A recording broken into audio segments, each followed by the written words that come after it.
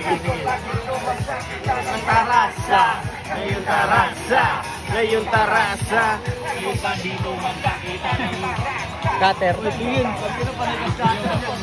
Yo, handa ka na ba sa mga kataga ng mga salitang bibitawan ko? Malamang hindi mo akalain na kaya ko rin gawin ang mga dati na pinapakinggan mo. Ito ang prepa na kaya ko sumabay sa mga malupit na makana. At kung di ka kumbinsido, pwede mo naman takpan ng tenga. Sino daw ako para makilala mga katanungan na parang hirap sagutin. Kung tukusin, wala pang narating katanungan ko sa'yo. Di ba ako magaling simpleng paliwanag ko pa lamang tanggalan na wala ako nagpakit sa ilang awit na nagawa ko. Bakit kaya mo magawa ko? Tarasa ko'y ibinahagi na malaman ng nakakarami na pang malunggan magaling na di pa kilala ng ito sa mga hinabi ng mga letra ko pinahagi sa tagal ko na sa larangan to kaalaman ko di na mabali kaya huwag mong ikukumpara. Tarasa ko ay laging nanaisa ako sa mga huwaran kung pagdinig mo magpandama ay hindi pang karaniwan kadalasan kasi gamit ang mata para lang masabing magaling dapat daw yun mas nakakatawa.